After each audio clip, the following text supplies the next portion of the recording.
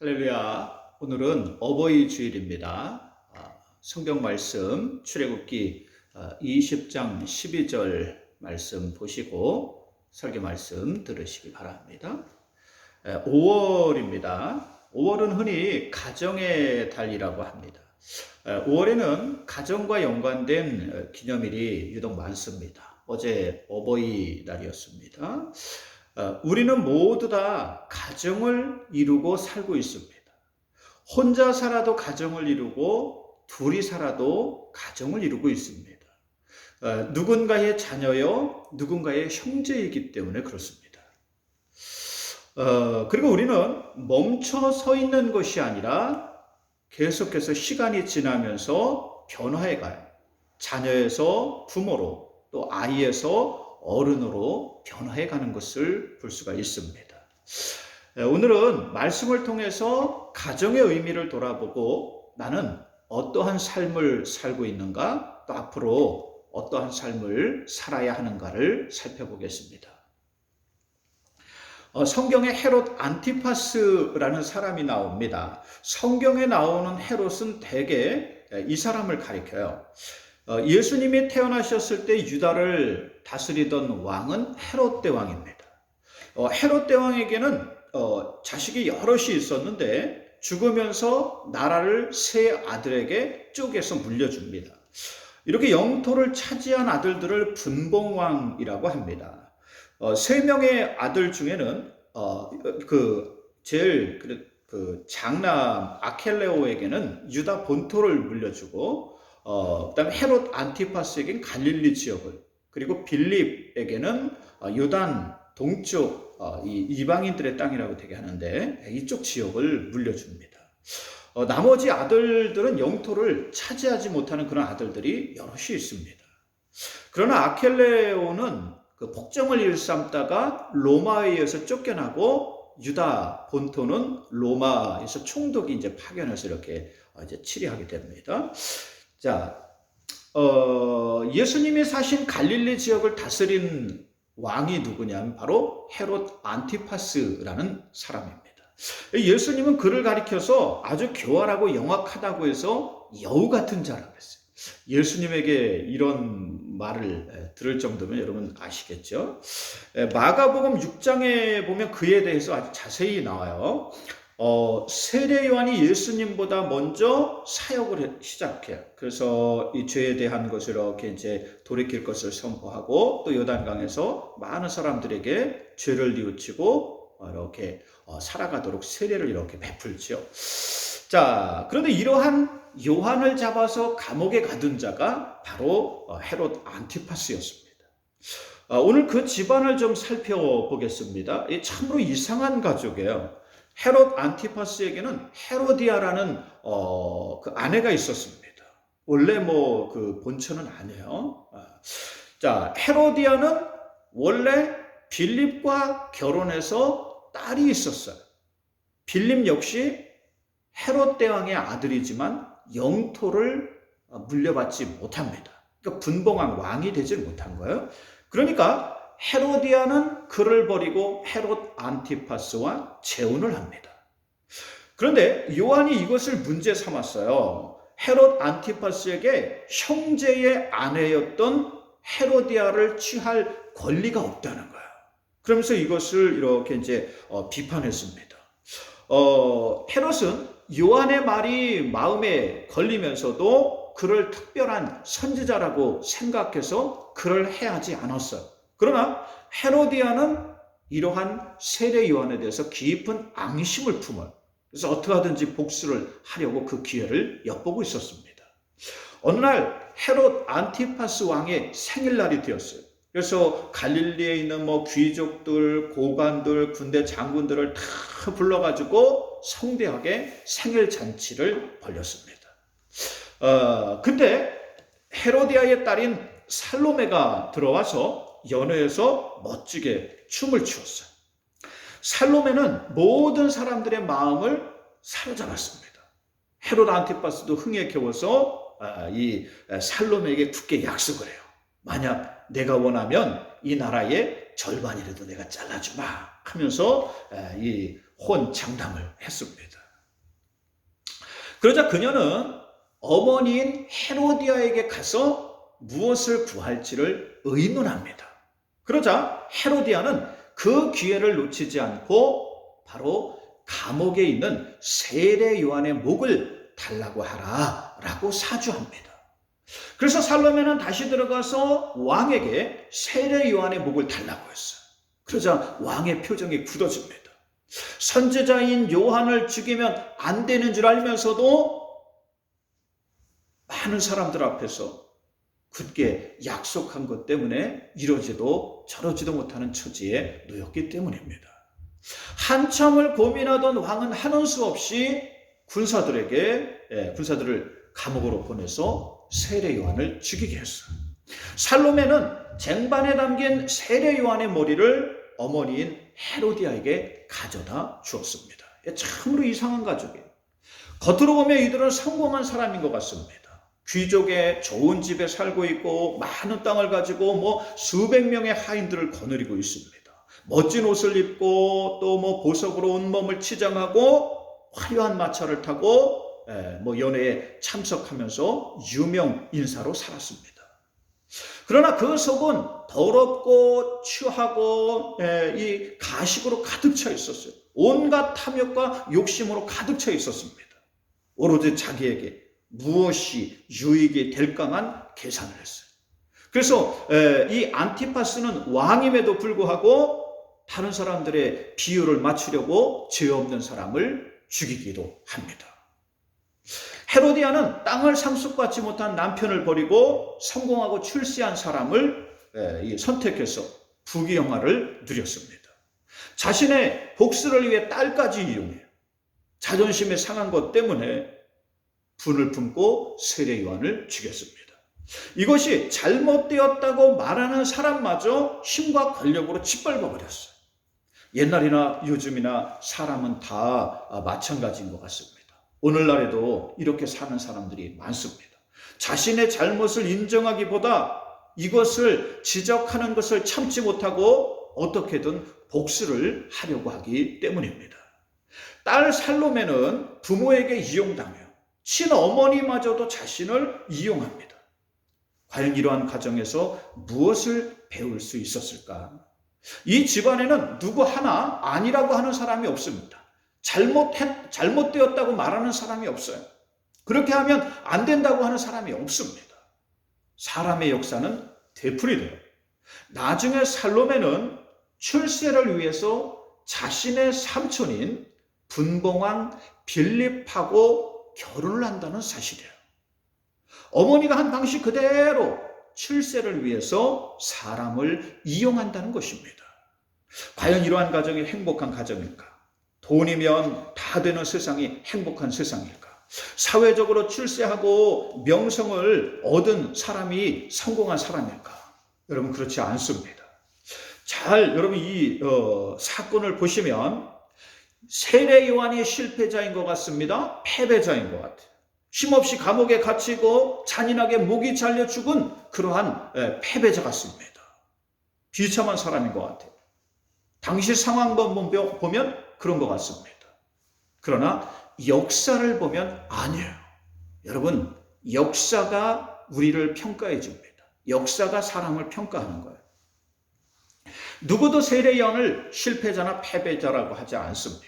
오히려 그 당시 권력자였던 헤롯 안티파스나 교활한 이 헤로디아 같은 여자나 또 살로메 이 딸과 같은 그러한 사람들이 실패자가 됩니다.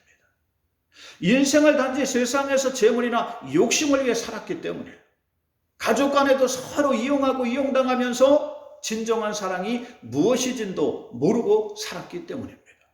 또 세상에서 썩어질 것만 쫓아가다가 그 속에서 행복하게 살지도 못하고 결국 지옥으로 떨어지는 인생이 되었기 때문입니다. 이들이 성공한 게 아니에요. 세상에서 여러분 잠깐 잘 되는 것 같은 게 여러분 이게 성공한 게 아니에요. 자, 그러나 세례 요한은 마지막까지 사명을 다하면서 살았어요. 말씀대로 주님의 길을 예비하는 삶을 살았습니다. 죄를 회개하고 하나님께 돌이키도록 사람들에게 말씀을 전하고 예수님에게 세례를 베풀었고 시간이 지나자 역사의 뒤안길로 사라졌어요. 마지막까지 사명을 다해 살았고 순교의 사명까지도 감당하는 것을 볼 수가 있습니다. 이러한 세례 요한을 후대에 모든 사람들이 기억합니다. 복음이 전해지는 것이면 땅끝까지 그가 한 일이 전파되었어요. 예수님은 여자가 난 자 중에 세례 요한보다 큰 이가 없다고 하였어요. 천국의 큰 축복을 받는 사람이 된다는 사실입니다. 여러분, 잠깐 유익이 되는 것 때문에 더 소중한 것을 잃어서는 안 됩니다. 세상에 썩어질 재물 때문에 더 소중한 보물을 잃어서는 안 된다는 거예요. 세상에 완벽한 사람은 없습니다. 다 결점이 있고 흠이 있어요. 그러나 다른 사람에게 좋은 영향을 미치는 사람이 있고 악한 영향을 끼치는 사람이 있습니다. 특히 부모는 자식을 행복의 길로 인도할 수도 있고 저주의 길로 인도할 수도 있습니다. 자녀를 살리는 길로 인도할 수도 있고 멸망의 길로 가게 할 수도 있다는 거예요. 세상의 가정은요, 다 부족해요. 흠이 있습니다. 결점이 있어요. 예수님의 가정을 한번 볼까요? 예수님은 갈릴리에서 가난한 목수의 집안에서 태어났어요. 어머니 마리아는 결혼도 하기 전에 아이를 가졌습니다. 요즘 세상에도 이것은 받아들이기 어려운 부분입니다. 그런데 하물며 2000년 전에 어떠했겠습니까? 행실이 나쁜 여자다, 이 근본도 모르는 자식이다, 이러면서 온갖 소리를 다 들었을 것입니다. 성경에 보면 예수님은 여러 형제들이 있었는데, 야고보, 요새 또 누이들이 함께 있었다 그랬어요. 여러 형제 중에 맏아들이었습니다. 예수님이 어렸을 때만 아버지 요셉의 이야기가 나옵니다. 그 후로 아버지의 이야기는 성경에 나오지 않아요. 아마도 아버지는 예수님이 어렸을 때 돌아가신 것 같아요. 예수님은 아버지가 없이 컸어요. 그 당시 유대 사회는 아버지가 차지하는 비중이 상당히 컸습니다. 집안의 일들을 이끌어가는 것은 물론이고 이 사회적으로 회당에 참여해서 마을의 모든 대소사를 결정하는 게 아버지 역할이었습니다. 근데 이러한 부분을 전혀 할 수 없는 가정에서 예수님은 자랐다는 거예요. 그러므로 그 결핍이 클 수밖에 없었습니다. 그리고 가족들마저 믿어주지 않았어요. 그의 사명이나 일에 대해서 전혀 공감해주지 않았습니다. 성경에 보면 심지어 그가 미친 줄 알고 잡으러 나왔다고까지 했습니다. 여러분, 세상의 가정은요, 다 불완전합니다. 결점이 있어요. 심지어는 예수님의 가정도 이와 같아요. 예수님도 힘겨운 가정에서 성장하셨어요. 할아버지 밑에서 어렵게 자랐습니다. 그러나 그 결과는 전혀 달랐습니다. 예수님은 세상에서 가장 훌륭한 삶을 살았습니다. 가장 성공한 삶을 살았습니다. 모든 사람을 살리는 그 길로 갔어요. 어떻게 이렇게 할 수 있었을까? 먼저 믿음의 어머니가 있었기 때문이에요. 예수님의 어머니 이 마리아는요, 돈이 많은 사람이 아니었어요. 재물을 많이 가진 사람, 많이 배운 사람이 아닙니다. 집안이 좋은 그러한 가문이냐? 그렇지도 않습니다. 그러나 하나님 말씀에 전적으로 순종하는 믿음의 사람이었습니다. 결혼하기 전에 천사가 나타나서 잉태할 것을 예언합니다. 그럴 때 마리아도 저는 싫습니다. 나는 평범하게 살고 싶습니다. 사람들에게 손가락질 당하기 싫습니다. 왜 내 인생을 망치려 합니까? 하고 거부하지 않았어요. 성경에 보면 마리아는 당신의 여정이오니 주여 당신의 뜻대로 나를 사용하옵소서 하고 순종합니다. 그리고 아들을 끝까지 믿어주었습니다. 아들에 대해 아무리 좋지 않은 소문이 들리고 부정적인 그러한 일들이 있어도 아들을 끝까지 믿어주었어요. 부활하신 주님의 무덤가를 찾아간 믿음의 사람이었습니다. 하나님이 행하시면 죽은 자도 살아날 수 있다는 믿음이 있는 그러한 사람이었습니다. 세상에 잘못된 것을 지적하는 사람은 많습니다. 우리의 실수를 지적하고 탓하는 사람은 많아요. 그러나 우리를 믿어주고 우리를 신뢰하고 정말 사랑으로 격려해주는 사람은 많지 않습니다. 여러분, 믿음이 사람을 변화시켜요. 사랑이 사람을 변화시킵니다. 예수님은 믿음의 어머니를 통해 큰 힘과 용기를 얻었습니다. 부모는 무엇보다 자녀에게 소중한 유산을 물려줄 수 있어야 합니다. 여러분, 돈이 유산이 아니에요. 땅이 유산이 아닙니다. 재물이 유산이 아닙니다. 세상은 이러한 것이 유산인 줄 알고 부모에게 이것만 받으려고 합니다. 그래서 서로 누가 더 가졌느니 덜 가졌느니 이러한 것을 두고 싸웁니다. 그리고 원수지간이 되는 거예요. 그러나 이러한 것은 진짜 유산이 아니에요. 진짜 유산은 무엇입니까? 바로 믿음입니다. 부모의 믿음이 자녀에게 가장 소중한 유산이 된다는 것입니다. 여러분, 링컨의 어머니가 이 아들에게 무엇을 유산으로 물려줬는지 아십니까? 링컨도 어렸을 때 어머니가 돌아가셨어요. 돌아가시기 전에 당신이 평생 보던 낡은 성경책 한 권을 유산으로 물려주었어요. 그러면서 링컨에게 너는 여기 있는 말씀을 잘 지켜 행하라. 그리하면 하나님이 내게 복을 주실 것이다 하고 유언을 합니다. 링컨은 평생 어머니의 말씀을 명심하고 하나님 말씀을 따라 살았어요. 인생에 많은 시련과 역경과 실패가 있었어요. 그러나 그때마다 하나님 말씀을 읽으면서 큰 힘과 용기를 얻었습니다. 수십 번의 실패를 이겨내고 미국의 대통령까지 될 수가 있었어요. 뿐만 아니라 세계에서 가장 존경받는 그러한 위인이 되는 것을 볼 수 있습니다. 우리나라에 여러분 강영호 박사님 계십니다. 돌아가셨는데 앞을 못 보는 시각장애인이에요. 그래서 아이들하고 여러분 이렇게 어렸을 때 함께 놀아줄 수도 없잖아요. 축구를 하거나 야구를 할 수도 없지 않습니까? 근데 이런 거 가지고 여러분 좌절하지 않았습니다. 강영호 박사님 뭐라 그러시냐면 나는 눈을 감고도 아이들에게 성경을 읽어줄 수 있다. 그러면서 아이들에게 성경 말씀을 이렇게 많이 읽어줬습니다. 평생을 하나님 말씀을 따라 살았고 자녀들에게 믿음의 유산을 물려줬어요. 그랬을 때 큰아들은 여러분 아버지가 이 눈을 이렇게 보지 못하니까 꿈이 뭐냐면 의사가 되는 거예요. 안과 의사가. 그래서 하버드 대학을 나와서 조지타운대에서 안과 의사가 되었습니다. 그래서 이 미국에서 뽑은 최고의 안과 의사가 되게 되었어요.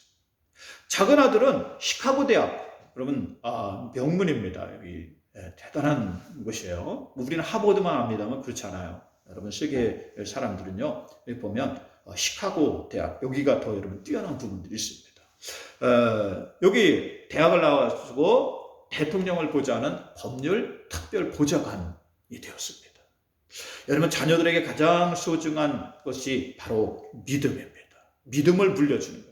하나님을 믿는 믿음이 가장 소중한 유산이 되는 겁니다. 무엇보다 자녀들에게 믿음의 유산을 물려주는 여러분들 되시기 바랍니다. 이러한 사람이 되도록 준비해가는 여러분들 되시기 바랍니다. 오늘 어버이 주일이에요. 우리가 부모에게 잘하는 것도 중요합니다. 그러나 더 중요한 것은 좋은 부모가 되는 게 더 중요해요. 우리 사회가 좋은 어린이가 되고 좋은 자녀가 되는 것은 많이 가리킵니다. 그러나 좋은 어른이 되고 좋은 부모가 되는 것은 배우질 못해요. 가르치는 것도 없습니다. 그래서 우리가 좋은 부모가 되는 법을 몰라요. 그냥 나이만 먹으면 어른이 되는 줄 압니다. 그냥 부모가 되는 줄 알아요. 그러나 사실 좋은 부모, 좋은 어른이 되는 것이 더 중요합니다. 세상에 가장 좋은 어른이 되고 좋은 부모가 되는 비결이 있어요. 바로 하나님 말씀을 따라 사는 겁니다. 믿음으로 사는 거예요. 그러면 좋은 부모가 되고 좋은 어른이 됩니다. 하나님 말씀이 생명의 말씀이기 때문에 세상에 생명이 자라나도록 할 수 있는 말씀이기 때문에 그렇습니다. 그러므로 성경에도 자녀들을 하나님 말씀으로 양육하라. 그리하면 늙어서도 그 말씀을 떠나지 아니하리라 라고 하셨습니다. 오늘 어버이 주일이에요. 어버이 주일에 여러분이 좋은 부모가 되는 비결을 발견하시길 주의 이름으로 축원드립니다. 또한 자녀에게는요, 자녀들은 부모님에게 잘해야 합니다. 모든 부모는 진심으로 자녀들이 잘 되기를 기원합니다. 그리고 응원해요. 부모만큼 자식을 생각하는 사람은 세상에 없습니다. 여러분, 우리는 다 성공하고 싶어 합니다. 다 잘 되고 싶어요. 건강하게 오래 살고 싶어 합니다. 근데 오늘 말씀해 보면 이러한 비결이 어디에 있다 그랬어요? 바로 부모를 공경하는 것에 있다 그랬습니다. 오늘 말씀에 내 부모를 공경하라. 그리하면 내 하나님 여호와가 내게 준 땅에서 내 생명이 길리라 라고 하셨어요. 뭐예요? 세상에 장수하는 비결이 부모를 공경하는 것에 있어요. 또 에베소서 6장 2절로 3절을 보면 내 아버지와 어머니를 공경하라. 이것은 약속이 있는 첫 계명이니 이로써 내가 잘되고 땅에서 장수하리라. 땅에서 잘되고 성공하고 장수하는 비결이 부모를 공경하는 데 있다고 성경은 말합니다. 왜 그럴까요? 부모를 공경하면 하나님 아버지를 공경하는 것이기 때문에 그렇습니다. 여러분, 오늘 말씀을 보면 이것은 십계명 말씀이에요. 하나님이 모세에게 주어서 돌판에 기록하게 한 말씀입니다. 꼭 지켜야 하는 말씀이죠. 중요한 말씀이에요.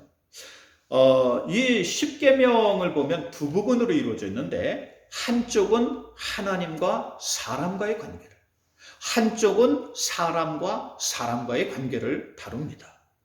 근데 다섯 번째 계명인 내 부모를 공경하라 라는 말씀은 바로 하나님과 연관된 계명 쪽에 있습니다. 그래도 되고 안 해도 된다는 것이 아니에요. 반드시 그리해야 한다는 거예요. 바로 우리는 눈에 보이는 부모를 공경하며 눈에 보이지 않는 하나님 아버지를 섬기는 법을 배우기 때문입니다. 여러분 명심하세요. 눈에 보이는 부모를 공경하며 눈에 보이지 않는 하나님 아버지를 섬기는 법을 우리는 배우게 된다는 거예요. 그래서 부모를 공경하는 사람이 복을 받게 되어 있습니다. 그러므로 부모를 공경하는 여러분들 되시기 바랍니다. 그리고 여러분 또 만약 부모님이 이제 계시지 않아요. 그럴 경우에는 눈에 보이는 부모가 없다면 이제부터는 눈에 보이지 않는 하나님 아버지를 더 잘 섬기며 믿음으로 살면 됩니다. 진짜 효도는 하나님 아버지께 하는 거예요. 여러분의 진짜 부모인 하나님 아버지께 여러분 효도하는 사람이 진짜 효도를 하는 사람입니다. 우리가 꼭 알아야 할 것이 있어요. 예수님이 최고의 삶을 사셨죠. 이 세상에서 끝까지 승리할 수 있는 그 삶을 사셨습니다. 그런데 그 비결이 있어요. 최고의 비결이 있습니다. 바로 그것은 하나님을 아버지로 섬기며 살았기 때문입니다. 자신의 아버지가 하나님이심을 굳게 믿었기 때문이에요. 그랬을 때 삶 속에서 놀라운 역사가 일어납니다. 다 끝난 것 같고 다 망한 것 같을 때 새로운 역사가 일어납니다. 새로운 소망의 역사가 일어납니다. 생명의 역사가 일어납니다. 그러므로 우리도 이러한 삶을 살아야 합니다. 나의 상황이나 형편만 따져서는 안 돼요. 우리는 하나님 아버지를 바라보아야 합니다. 하나님을 우리 아버지로 섬겨야 합니다. 믿음으로 살아야 돼요. 그러면 우리의 삶에 놀라운 역사가 일어나요. 능력의 역사가 일어납니다. 회복의 역사가 일어납니다. 하나님 아버지가 여러분의 삶을 인도하시고 이끌어 가시기 때문입니다. 여러분들이 이러한 사람들이다라고 오늘 이 말씀을 듣게 하셨습니다. 하나님을 아버지로 섬기며 승리하는 사람들이 되라고 이것으로 부르셨어요. 하나님을 아버지로 섬기며 새로운 천국 가정의 자녀가 되라고 여러분을 이곳으로 부르셨습니다. 오늘 이 말씀 잘 듣고 이 말씀을 따라서 살아가는 여러분들 되시길 주의 이름으로 축원드립니다. 기도하겠습니다. 하나님, 오늘 어버이 주일 하나님 앞에 귀하게 말씀을 들었습니다. 이 말씀이 듣는 모든 자녀들의 심령 속에 들어가서 생명의 말씀이 되게 하옵소서. 이 세상을 살아갈 때 다 세상의 가정은 불완전하나 우리 하나님께서 이루어 가시는 가정은 온전한 줄 믿습니다. 하나님의 자녀로 이 땅을 당당하게 살아가게 하옵소서. 하나님의 딸로, 하나님의 아들로 이 세상을 살아갈 때 삶의 놀라운 역사가 일어날 줄 믿습니다. 방송으로 이 말씀을 들을 때 큰 힘과 용기가 될 수 있도록 우리 하나님 인도하여 주옵소서. 예수님의 이름으로 기도 올리옵나이다. 아멘. 여러분 주기도문 하시고 예배 마치시기 바랍니다.